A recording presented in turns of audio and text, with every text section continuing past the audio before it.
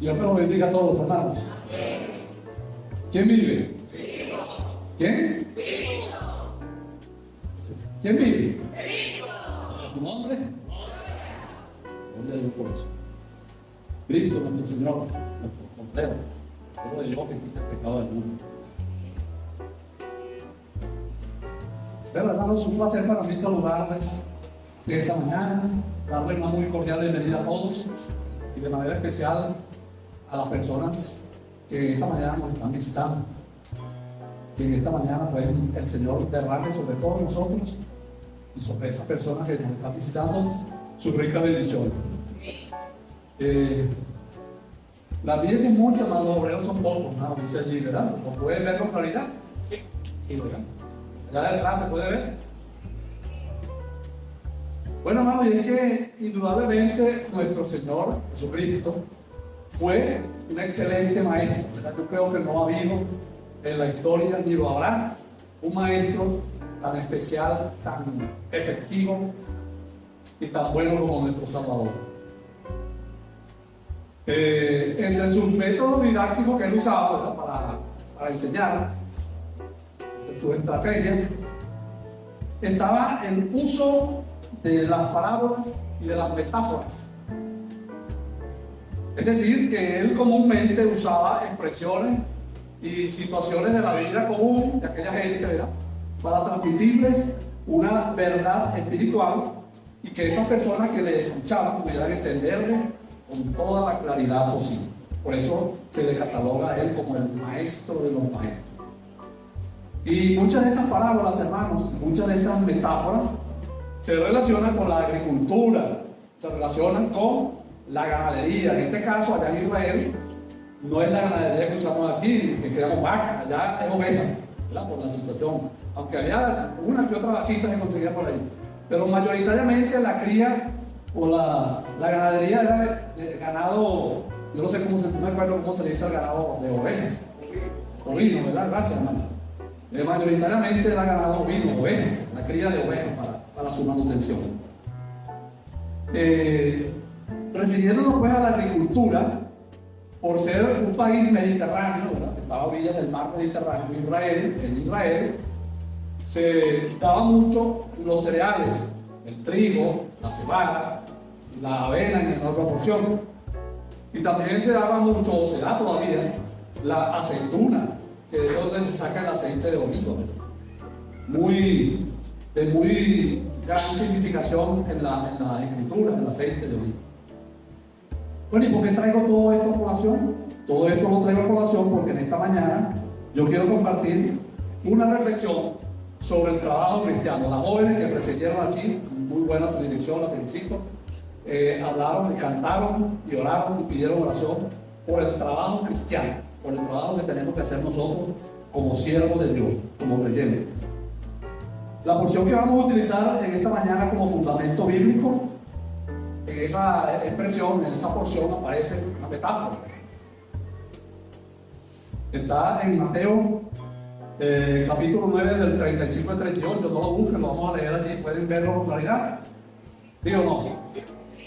Dice, recorría Jesús todas las ciudades y aldeas, enseñando en las sinagogas de ellos y predicando el evangelio del reino y sanando toda enfermedad y toda dolencia en el pueblo.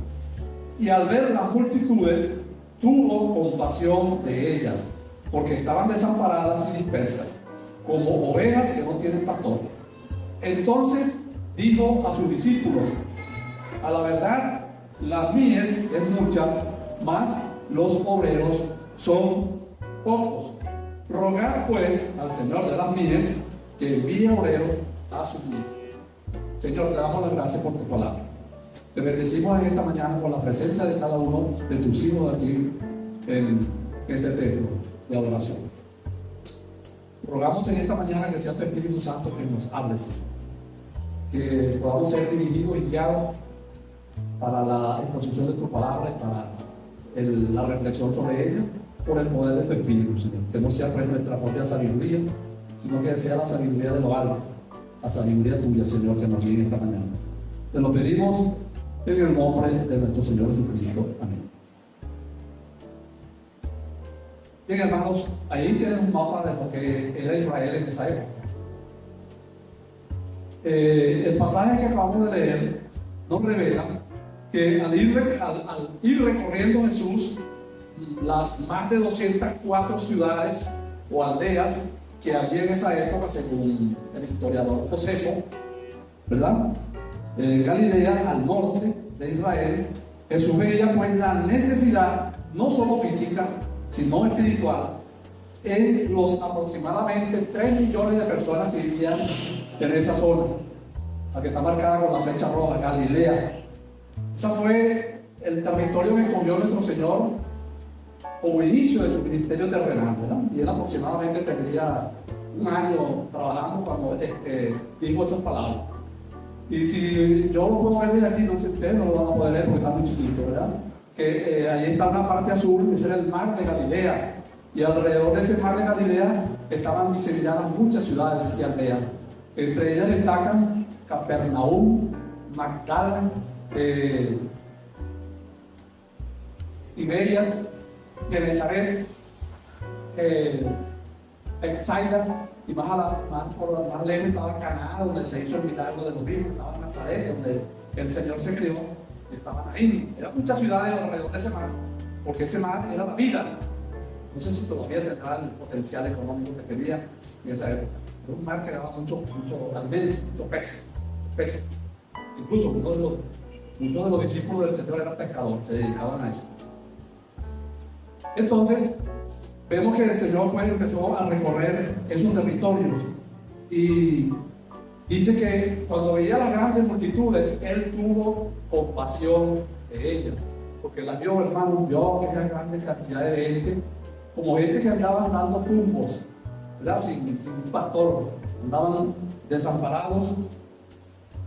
Y por eso entonces comparó esos campos, ahí viene la metáfora o la parábola, comparó esa gente con grandes campos sembrados ya de cereales que ya estaban maduros y listos para ser cegados, ¿verdad? Listos para ser cosechados.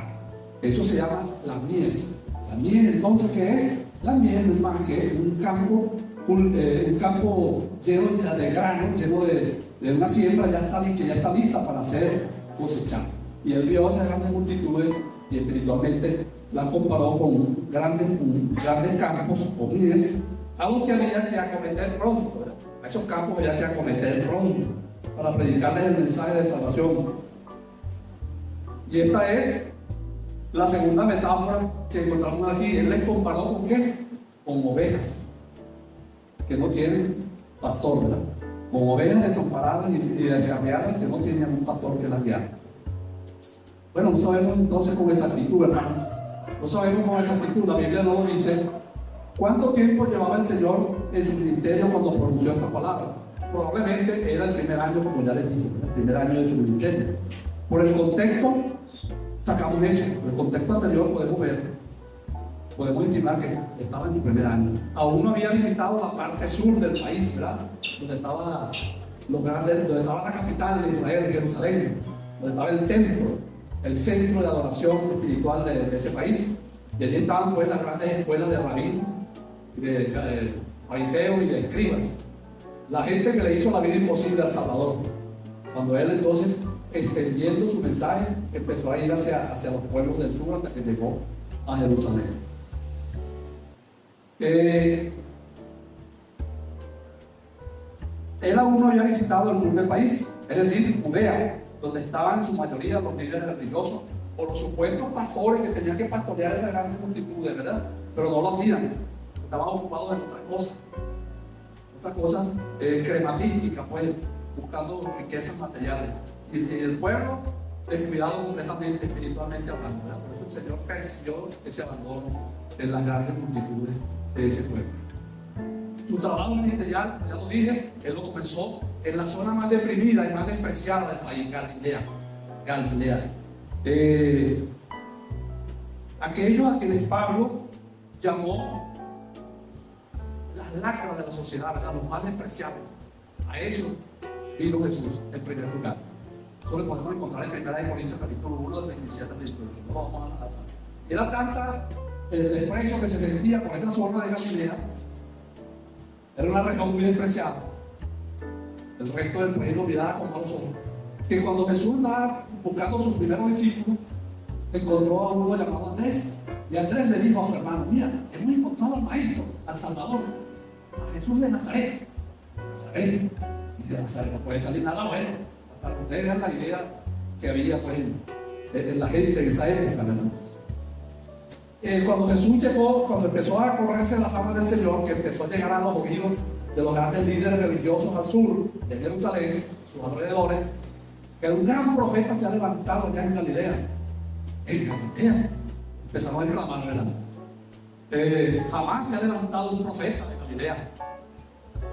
Y en tercer lugar, acordémonos cuando ocurrió la venida del Espíritu Santo el día de Pentecostés, ¿verdad? Estaban reunidos en aquel gran aposento, 120 discípulos, narra el libro de los Hechos.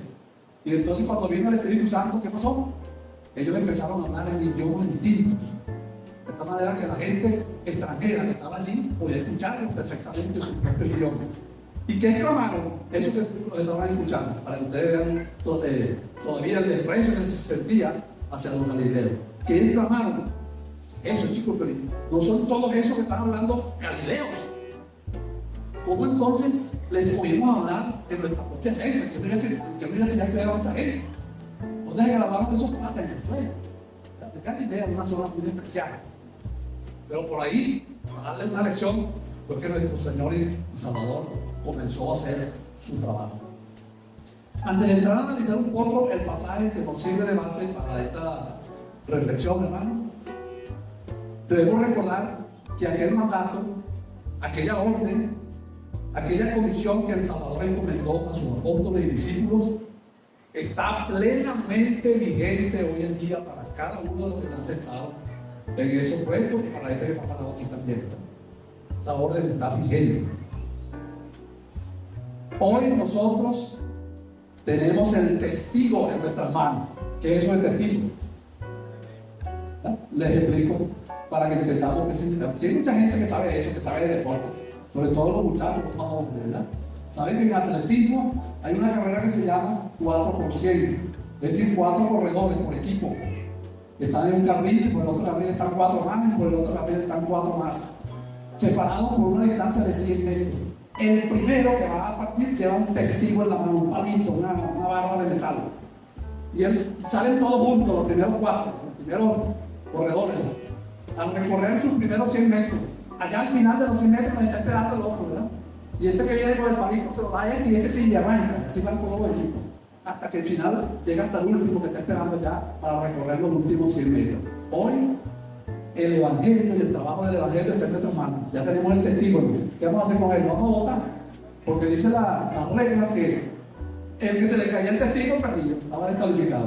Ese palito tenía que llevarlo hasta el final. ¿Qué si por mala suerte o mala práctica, no sé, en el momento de traspasarlo se le caía el palito y estaba descalificado el testigo. Hoy, espiritualmente hablando, hermanos, nosotros tenemos en nuestras manos el testigo del Evangelio. Tenemos que seguir adelante nosotros, porque tal vez al terminar nosotros esta carrera no haya más chance.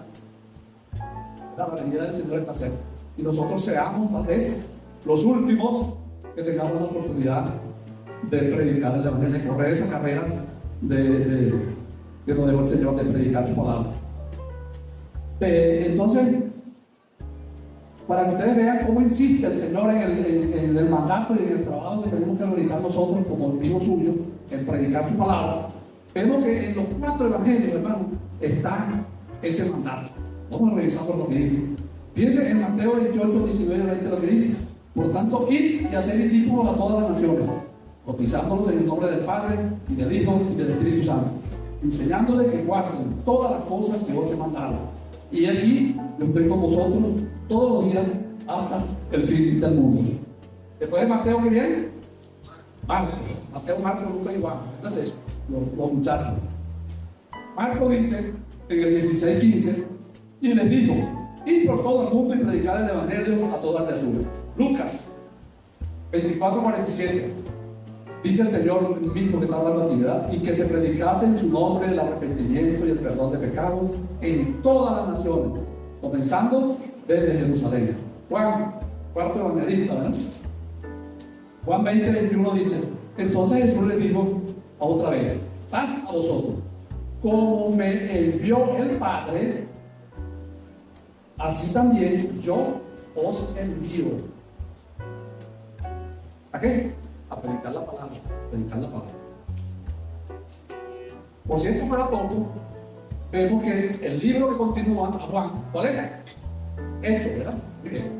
Hechos de los apóstoles.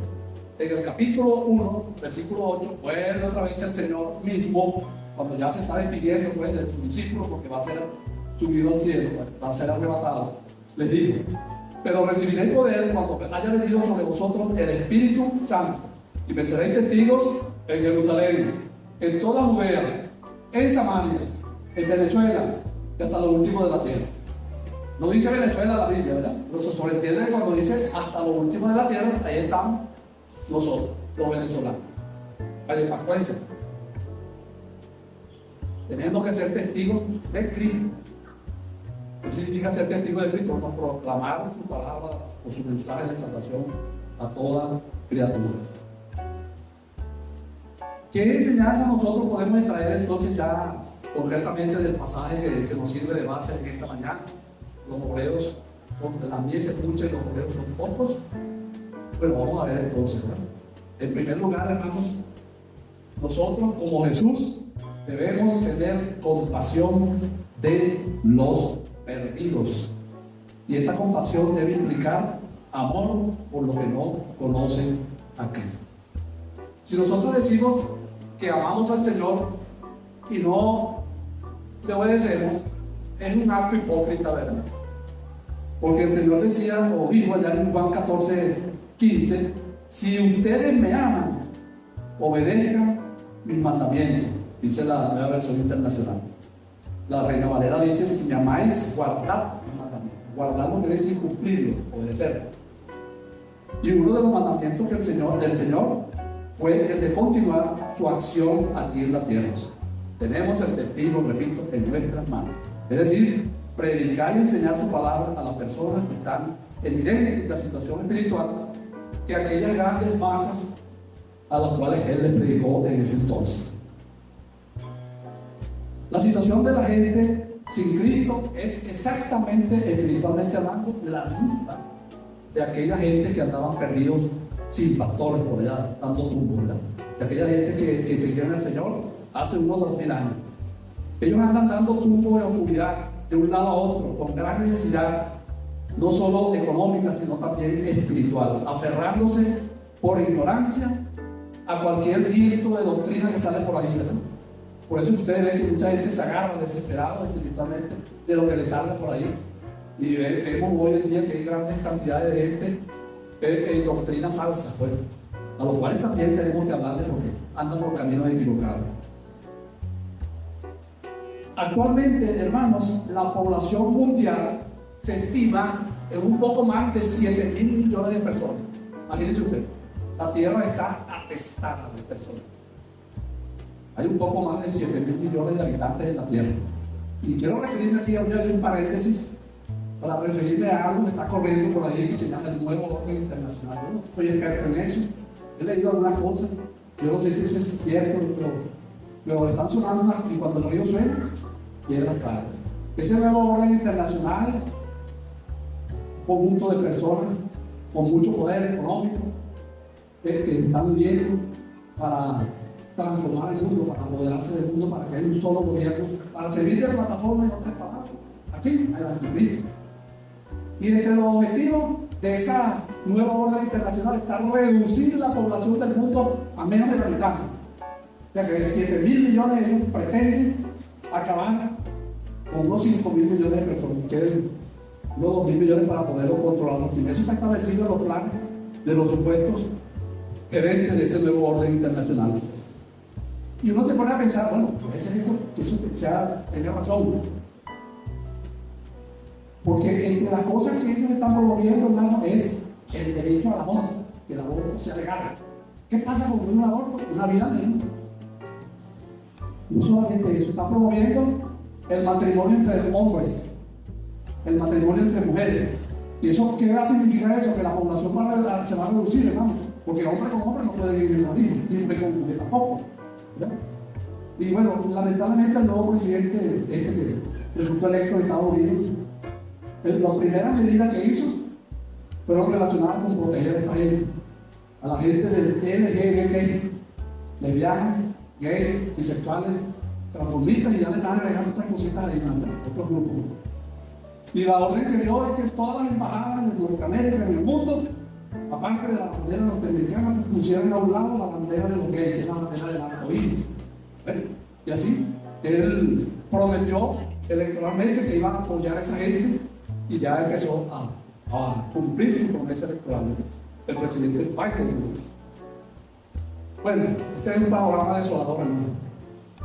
De esos 7.000 millones de personas, un poco más, se dice que hay 2.400 millones que son cristianos, poco menos de la mitad. Quiere decir entonces que hay 5.000 millones de personas y más en el mundo que no tienen a Cristo en su corazón, que no tienen a Cristo en su corazón, que andan por caminos equivocados que les conducirán a la perdición, aunque ellos crean que son caminos buenos, ¿verdad? El que es musulmán, él dice que va bien, que tiene el paraíso por los demás, la vida eterna. Y el que es de otra religión, todas las religiones ofrecen un bienestar cuando la gente se muere.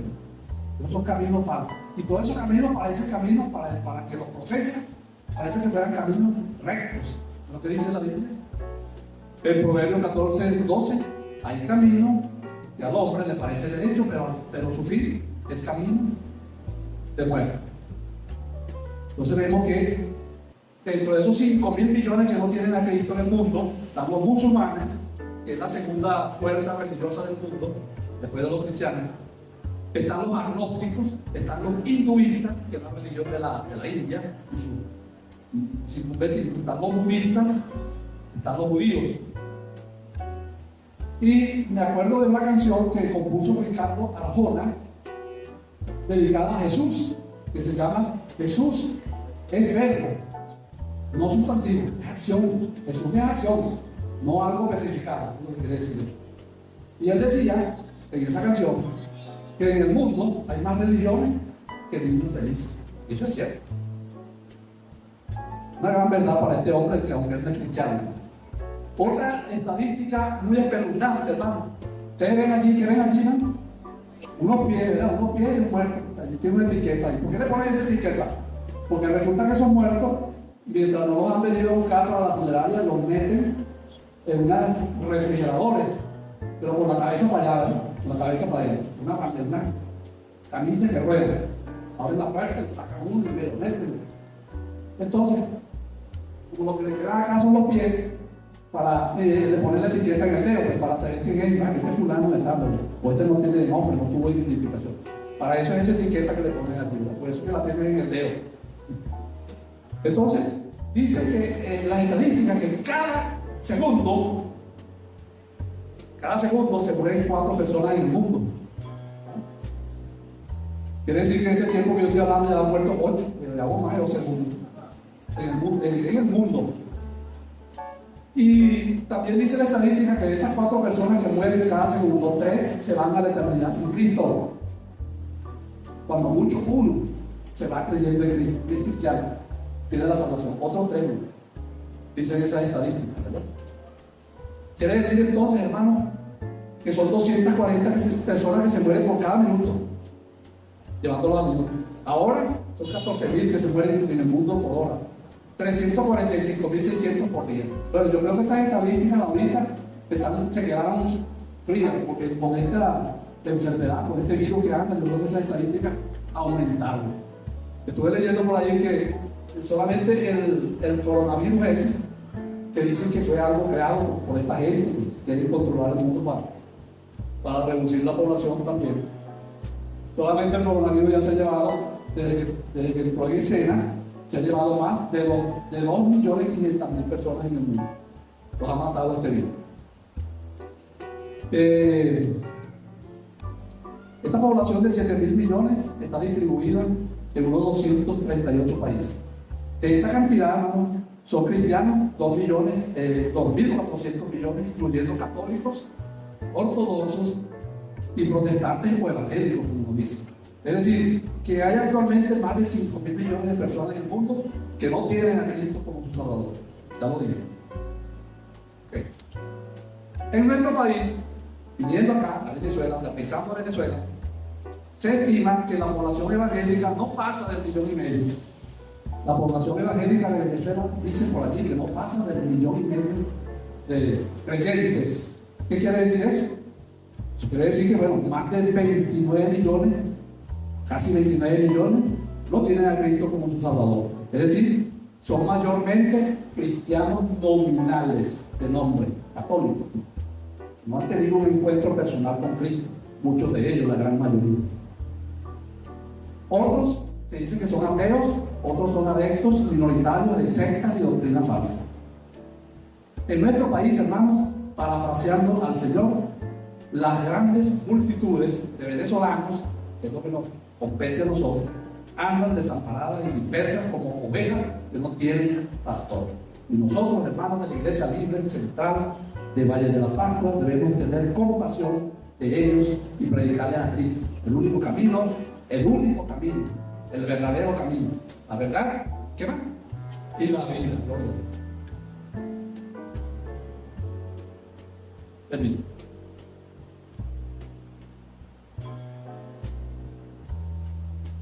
Entonces, la compasión verdadera, la que sintió el Señor por aquella gente, la compasión verdadera tiene que mover a la acción, a un trabajo, a una actividad. Jesús, después que pronunció esas palabras, ¿verdad?, le dijo a sus discípulos: oh, de verdad que la vida es mucha, el trabajo que nos espera es inmenso y tenemos poca gente. Oremos al dueño de todas estas cosas, al Señor de las vidas, a Dios, que mande obreros, que levante obreros. Y esa debe ser una oración permanente de nuestra iglesia, ¿verdad? Pedirle al Señor que levante obreros. Jesús, entonces, luego de pronunciar esta palabra, vemos en el siguiente capítulo, el capítulo 10 de Mateo, ¿qué hizo? Se quedó con los brazos cruzados. Ay, pobrecito, me da lástima. No, hermano. Empezó y mandó y comisionó a 12 de sus discípulos y los mandó a que fueran, a que le entraran de frente a esos campos, ¿verdad?, de gente, a meterse de lleno en esos campos a cosechar almas para el reino de los cielos. La compasión debe producir entonces acciones concretas, hermanos, para ayudar al prójimo. No debe ser solo un sentimiento noble y nada más. Debe ser acción comprometida para liberar el mal que aqueja al prójimo. Cuando decimos nosotros que tenemos compasión por los perdidos y no actuamos, ahí lo que estamos sintiendo es lástima. Pero la lástima es una compasión sin hacer nada. Ay, pobrecito, que fue sin Cristo, ¿no? No debemos sentir lástima por la gente, sino compasión. Compasión que nos impulse a hacer algo por ellos. Otra cosa que podemos ver en este pasaje que tomamos como base es que hemos recibido, hermanos, mucho de Dios. Hemos recibido inmensas bendiciones. Bueno, la salvación es la bendición más grande que tenemos y eso no se compara con nada. Eso no tiene precio, ¿verdad? Eso no tiene precio, como dice la cuña de la tarjeta de crédito. Y aparte de la salvación, el Señor nos ha aturdido con bendiciones, como dice el Salmo 103. Y llama al Señor, nos llama a nosotros a bendecir a Dios por todo lo que nos ha dado. Hemos recibido mucho de Dios y eso también tenemos que compartirlo con la gente. Vea lo que le dice el Señor a sus discípulos también cuando los mandó: vayan a predicar, vayan y sanen enfermos, limpien leprosos, resuciten muertos, echen fuera demonios. De gracia recibiste, dad de gracia. Eso dice la Reina Valera.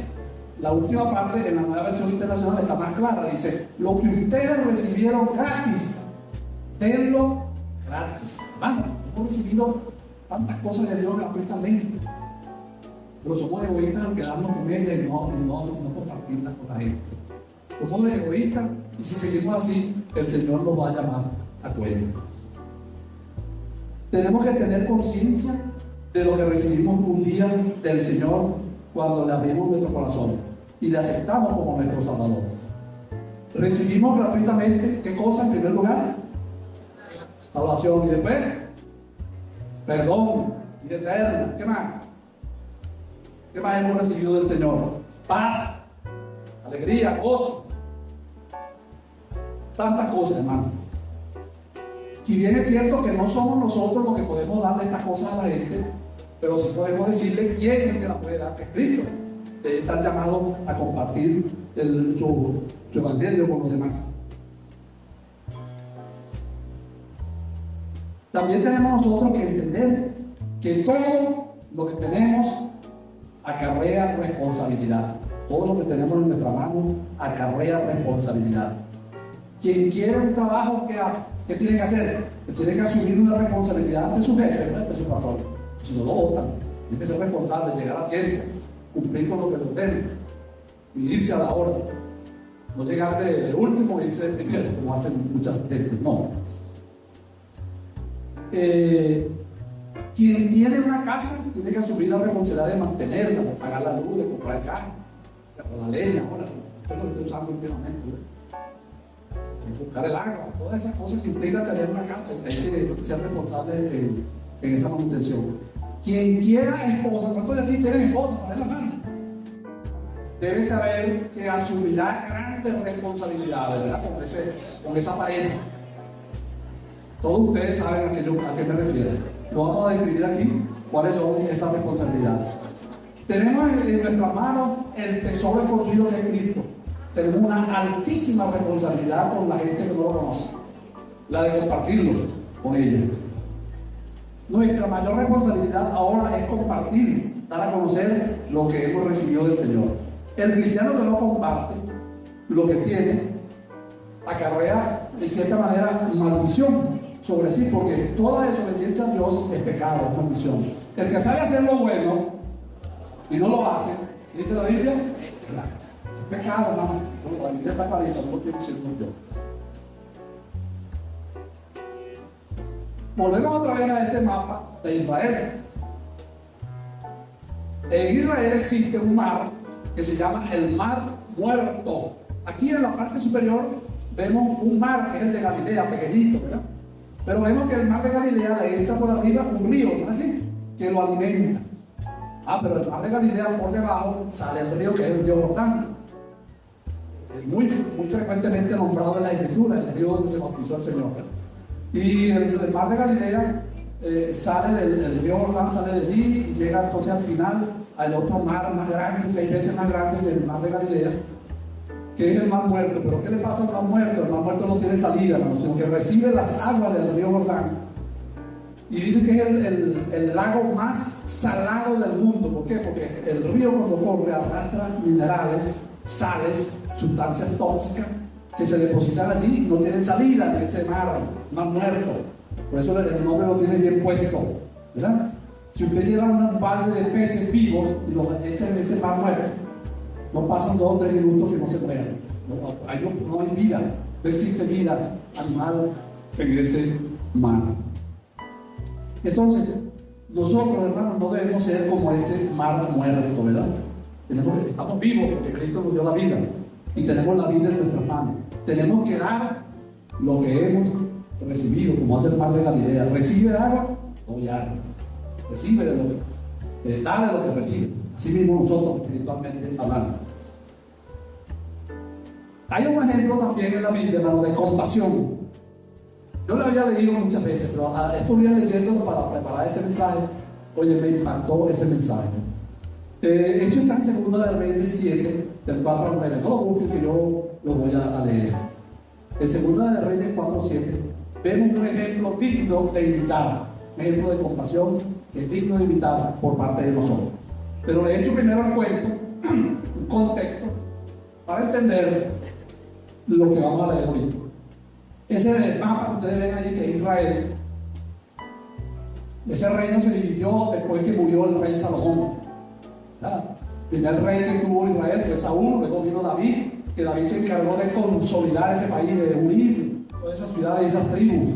Le costó mucho, pero al final David consolidó ese país y creó un reino muy fuerte, un país poderoso, que su hijo Salomón se encargó de, superó su papá.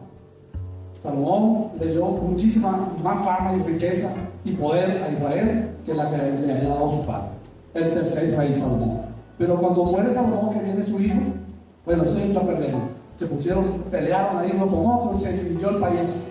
10 tribus se fueron hacia el norte y crearon la capital en lo que llaman Samaria, la ciudad de Samaria.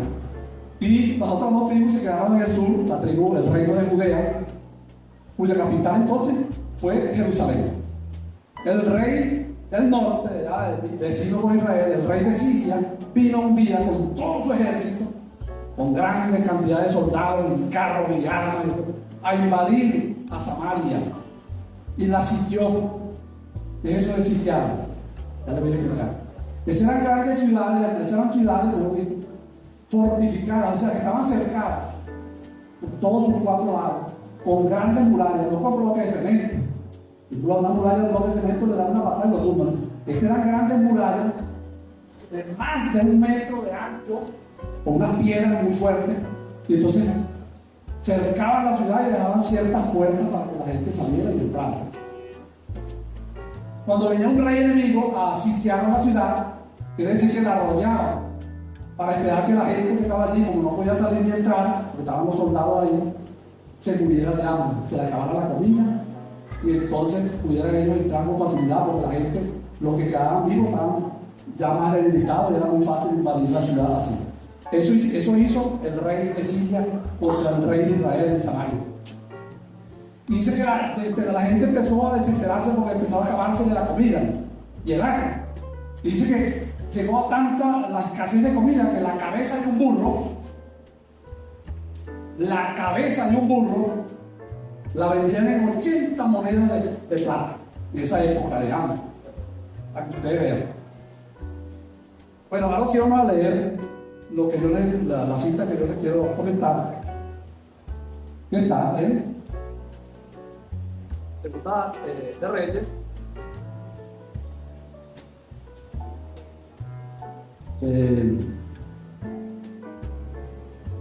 Segunda de Reyes 7, del 4 al 9. Rapidito lo leo.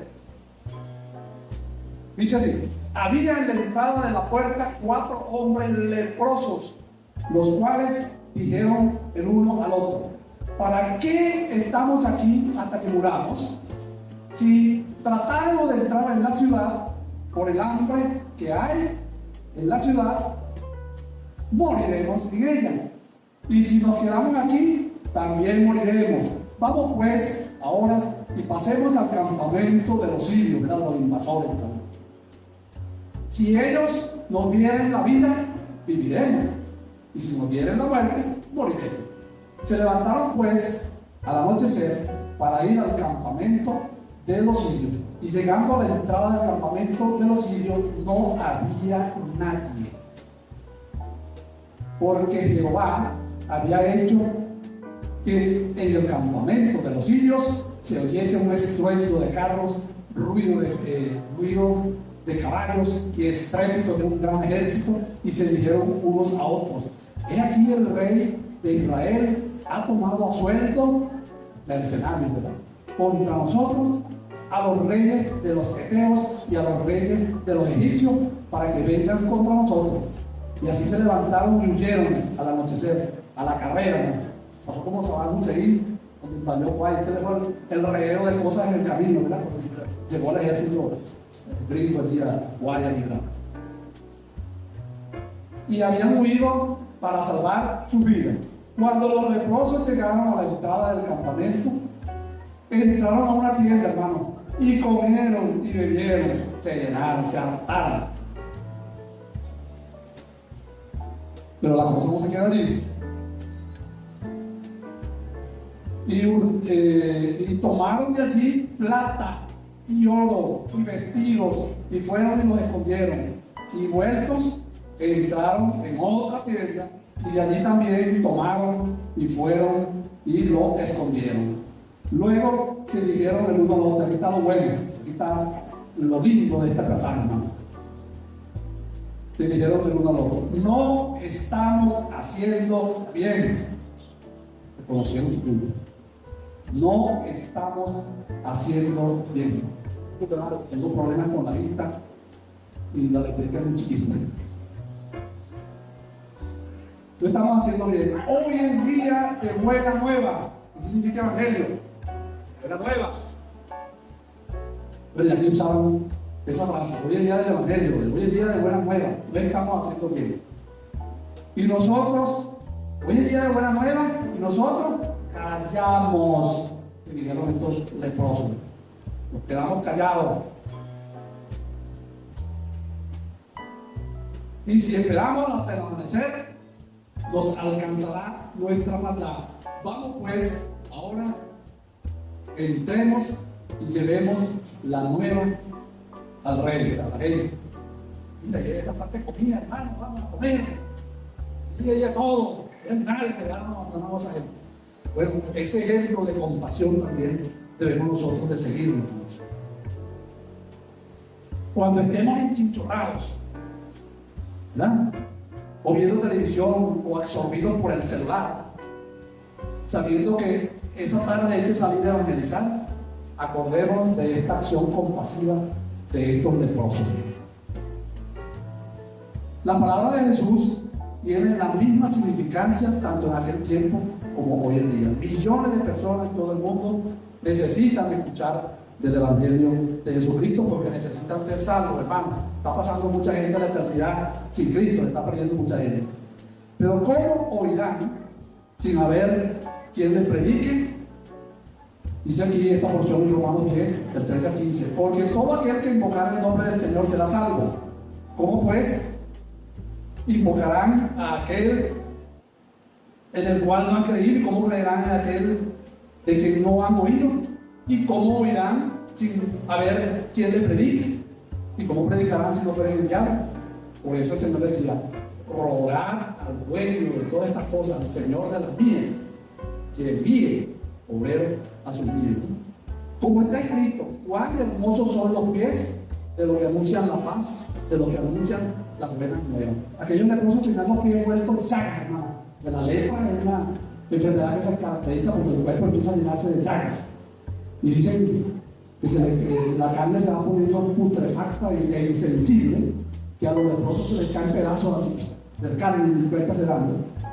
Me imagino entonces que aquellos pies de aquellos leprosos estaban podridos, pero delante de Dios eran unos pies hermosos, ¿verdad? Eran unos pies hermosos porque eran unos pies que anunciaron buenas noticias para aquel pueblo que estaba muriendo ya. Así serán nuestros pies si nosotros anunciamos el Evangelio. Las hermanas coquetas, muy lindas, gastan un dineral en esas peluquerías arreglándose los pies, bien bonito que le quedan esos pies, para ponerse sus sandalias y lucirlas, ¿verdad? Pero ¿qué va? Esa belleza de esos pies no se compara con la belleza de los pies de aquellos que predican la palabra, como lo dice aquí, ¿verdad? Cuán hermosos son los pies de los que anuncian la paz, de los que anuncian las buenas nuevas, de los que anuncian a Cristo, de los que anuncian el Evangelio.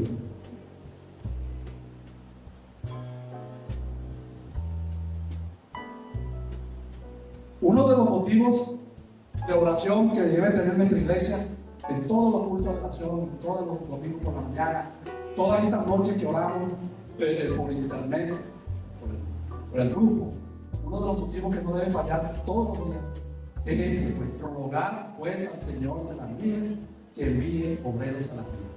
Esa oración debe ser fija todas las noches. Fulano de estar orando para que el Señor levante predicadores en la iglesia. Fulano de estar orando para que el Señor levante gente que predique con autoridad y con poder. Todo lo que pidamos al Padre en el nombre de Jesús, Él lo concederá, ¿verdad? Si el propósito es bueno, por supuesto. Por lo tanto, aunque escasos, siempre habrá quien quiera obedecer al Señor y cumplir su mandato. Hermano, yo también creo que muchas veces la escasez de obreros en la obra contemporánea del Señor es porque tenemos algunos esquemas mentales que son un poco errados, ¿verdad? Obsoletos, equivocados. Y uno de esos esquemas es creer que la labor de predicar le corresponde solo a los pastores pastores o algunos que otros líderes. No, estamos equivocados. La responsabilidad de predicar nos corresponde a todos, hermanos. El primer pastor que yo conocí cuando llegué a esta iglesia, que tenía 15 años, estaba muchachito, fue Luis Boyer. Luis Boyer era un hombre admirable, porque se anunciaban aquí toda la semana. Hay culto de barrio en esta parte, dirige el hermano tal, predica el hermano tal. Y el hermano se iba con su bajito, el solito, con una cornetica esa que se pone arriba de los carros, ¿no? Y llegaba a la casa que había sido seleccionado. Y a veces el director no vino y tenía él solo que dirigir y predicar, ¿verdad? Y entonces él aquí le decía a los hermanos los domingos, ¿verdad? Para exhortarlos: mire, hermano, los pastores no engendran ovejas. Las ovejas se engendran entre ellas mismas, ovejas con ovejos, procrean un ovejito. Los pastores no pueden procrear ovejas, decía él. Las ovejas se reproducen entre ellas mismas. Y tenía gran razón. Tenía una gran razón ese hombre. Pero ¿qué va? Los hermanos le entraban por aquí y le salían por aquí, ¿verdad? Pero que recuerden esto: las ovejas se reproducen entre ellas mismas. Los pastores están llamados, pues, a vigilar, a controlar, a cuidar ese rebaño de ovejas. Pero las ovejas tienen que reproducirse entre ellos. Y la otra cosa que tenemos en la mente es que creemos que eso de estar predicando es para los evangelistas. Todo creyente es un evangelista, ¿no? Uno más que otro, uno mejor que otro por la experiencia y esto, ¿no? Por la facilidad de expresión. Pero todos, en cualquier momento podemos decirle a alguien que se nos hace: Cristo te ama.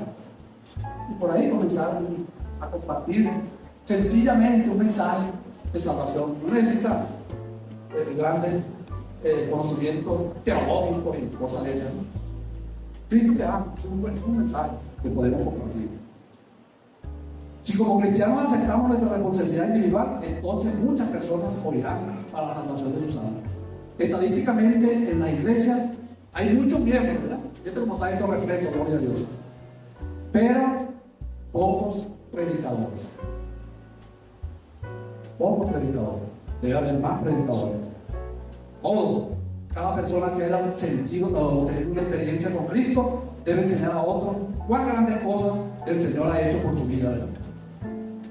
Todo creyente debe invitar a los cristianos del primer siglo. En tercer lugar, debemos salir de nuestra comodidad, hermanos. ¿Ven esas figuras allí, no? ¿Se pueden distinguir bien o no por la luz? Ahí está un tipo, pero bueno, gozando de la vida y chuchorado ahí, ¿verdad? Y después el otro está viendo televisión muy cómodamente en el sofá. Y la chica, ¿qué hace la chica? Está chateando, quién sabe con quién, ¿verdad? Ustedes lo saben. Bueno, debemos salir de nuestra comodidad. Dice la palabra que recorría Jesús todas las ciudades, aldeas, enseñando en la sinagoga de ellos y predicando el evangelio del reino y sanando toda enfermedad y toda dolencia. Fíjense, hermanos, notemos aquí que Jesús recorría todas las ciudades y aldeas, pero eso no era en carro, hermano, ni en avión, ¿verdad? Ni en autobús, ni autobús de esos especiales con aire acondicionado, sin meter todos los apóstoles, nada de eso, no existía eso.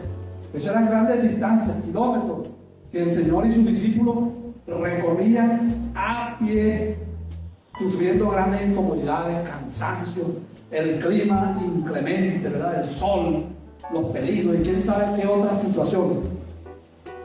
Basta imaginarnos y darnos cuenta que Él tenía muy definido su misión. Por eso Él mismo enseña en este pasaje: rogad pues al pueblo de las vías que envíe obreros a su vida. Jesús visitó muchas ciudades grandes, ciudades pequeñas, ricas, ciudades pobres. Recorrió caminos oscuros, llenos de piedras, muchas veces llenos de espinas. Conoció a gente de todas las clases sociales, sanó enfermos, enseñó en la sinagoga. Su pasión y su interés por las almas de todos se anteponía a vivir en comodidad. ¿Qué comodidad podía tener el Señor? Sin ninguna. Si una vez se le acercó a uno: maestro, no estoy dispuesto a seguir, sea contra viento y marea. Mira, si el Hijo de Dios no tiene dónde recostar su cabeza, ¿no? ¿Está dispuesto a seguir en esas condiciones? Bienvenido. Siendo el Hijo de Dios, hermano, nuestro Señor no tenía dónde recostar su cabeza. Por último, Vamos a hablar un poquito sobre las recompensas, los galardones que recibiremos, o que recibirán todos aquellos que trabajen por el Señor, ¿verdad? Me gusta oír lo que cantaron las hermanas, porque anhelo trabajar por el Señor, confiando en tu promesa y en tu amor. Quiero yo cantar y orar y ocupado siempre estar, ¿dónde? En la viña del Señor. Entonces la palabra de Dios contiene abundantes versículos que nos hablan de todas las recompensas que nosotros vamos a recibir si servimos al Señor con ahínco, con valor, con denuedo, con compasión, ¿verdad? De acuerdo al trabajo que Él haya hecho. Vamos a ver algunos de esos versículos. Aquí tenemos uno que está en Colosenses 3, 23 y 24. Y todo lo que hagáis, hacedlo de corazón, como para el Señor y no para los hombres. Usted no está sirviendo a ningún hombre. Todos estamos llamados a servir ¿a quién? Al Señor. Hacerlo de corazón como para el Señor y no para los hombres. Sabiendo que del Señor recibiréis la recompensa de la herencia. Es a Cristo el Señor, a quien servís, dice esa porción. Otra que está en 1 Corintios 3:8 dice: y el que planta y el que riega son una misma cosa, aunque cada uno recibirá su recompensa por igual, ¿verdad? No, señor. Recibirá su recompensa conforme a su labor. Conforme a su labor. Mirad por vosotros mismos para que no perdáis el fruto de vuestro trabajo, sino que recibáis galardón completo. Recibáis galardón completo. Y fíjense entonces, hermano, dice también aquí: gozaos y alegraos porque vuestro galardón es grande en los cielos. Fíjense que si se pueden utilizar estos adjetivos de galardón completo, galardón grande, para describir la recompensa, esto quiere decir que no todas las recompensas van a ser iguales, hermano. Esto depende del trabajo que usted haya hecho. Los galardones serán otorgados como paga por el Señor, y este pago será proporcional al servicio que usted haya hecho para el Señor. Sirvió mucho galardón. Sirvió medianamente, un galardoncito. No sirvió nada, no tendrá galardón, aunque usted va a ser salvo, por supuesto. Esto no tiene nada que ver con la salvación. Se refiere aquí a las recompensas por el trabajo.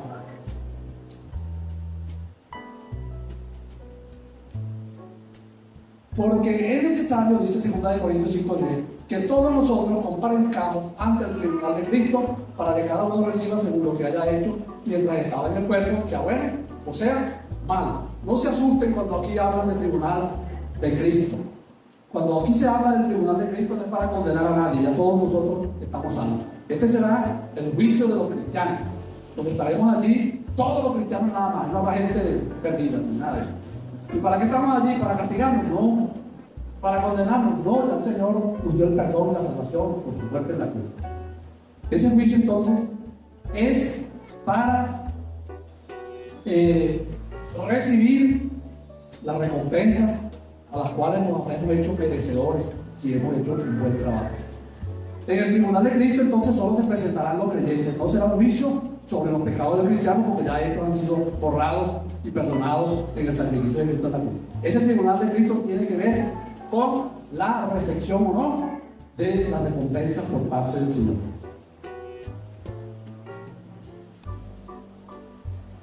En 1 Corintios 3, del 12 al 15, el apóstol Pablo presenta en esencia la misma idea. Él habla del pago venidero de la obra de cada quien delante del Señor. En este pasaje pone claro que lo que nosotros hacemos y nuestro motivo para hacerlo será probado por fuego. Nadie puede poner otro fundamento que el que está puesto en Cristo. Y entonces ahí dice: ahí puedes empezar tú como creyente a edificar. El que edificare con oro, con plata, con piedras preciosas, con no sé qué, que significaría la buena labor y el buen comportamiento con los cristianos, pero será premiado, ¿verdad? Pero aquel que edificar sobre ese fundamento con madera, con araña, con paja, con hojas, dice que al final todo eso será probado con fuego, se prenderá. Por supuesto, ahí va a permanecer lo que es sólido, el oro, la plata, las piedras preciosas. Lo demás se perderá. Aquellos cristianos que tuvieron en su vida muchos malos testimonios, que tuvieron un trabajo mediocre, que edificaron, pues, tuvieron una vida de muy mala calidad espiritualmente hablando. No es que van a perder la salvación, lo que no van a tener recompensa. No van a tener recompensa, pues. Será probado hecho con fuego y prenderá caldera, dice, no sé cómo será eso, pero será premiado solamente aquello que permanezca. Seremos recompensados simplemente por lo que quede, dice Pablo en esa porción. Tristemente, algunos irán al cielo pensando que han hecho grandes cosas por Dios y encontrarán en el tribunal de Cristo que en realidad no hicieron nada, ¿verdad? Bueno, yo me imagino a Pablo, el apóstol Pablo. Esa corona que le pondrán a Pablo debe ser una corona especial, una corona de oro, con incrustaciones de diamantes, piedras preciosas, rubí, zafiro, todas esas cosas, ¿verdad? Diademas, todo eso para Pablo. Y habrá hermanos que, ¿verdad?, le pondrán una coronita, se le pone a mi Venezuela, pero también Pablo, chiquitita, esta es una coronita, depende por lo que hizo. Habrán otros que le pondrán una cintita amarilla, un tren de consolación, una cintita amarilla alrededor de la cara. Habrán otros que nada más. ¿Ah? Bueno, porque el Hijo del Hombre vendrá en la gloria de su Padre con sus ángeles y entonces pagará a cada uno conforme a sus obras. Y finalmente, este es el penúltimo que nos queda. Ya Pablo aquí para el final de sus días ya sabía que lo iban a matar, ya estaba dictada su pena de muerte. Entonces le escribió a Timoteo lo siguiente: porque yo ya estoy para ser sacrificado y el tiempo de mi partida está cercano. He peleado la buena batalla, he acabado la carrera, sostuve el testigo, no se me cayó, ¿verdad? He guardado la fe, por lo demás me está guardada la corona de justicia. La Biblia habla de varios tipos de coronas, pero eso es objeto de otro estudio, la cual me dará el Señor, juez justo. ¿Cuándo? En aquel día. Y no solo a mí, sino también a todos los que aman su venida y hayan trabajado por el Señor. Amén. He aquí yo vengo pronto, hermanos, dice el Señor, y mi galardón conmigo, para recompensar a cada uno según sea su obra. Bueno, hermanos, ya haciendo una reflexión de último minuto, estamos llamados, tenemos una alta responsabilidad en nuestras manos, que es la de compartir con la gente, tener compasión con los perdidos y predicarles la palabra, predicarles el mensaje de salvación, para que un día aspiremos a parte de la salvación y vivir, ¿verdad? Eso debe ser una vergüenza, me imagino yo, esa multitud de cristianos allí, ¿verdad?, de gente importante, y que nosotros vayamos así. Vamos a ver, pásenme el video ahí de Néstor Medina. Que bueno, predicó de vez en cuando por allá. Póngame la cintica amarilla, él. Yo, la verdad, quiero una corona. No quiero una corona como la de Pablo. Sí, pido un premio, ¿verdad? Y todos ustedes también deben aspirar en esa labor que el Señor ha puesto en nuestra mano, predicar la palabra del Señor.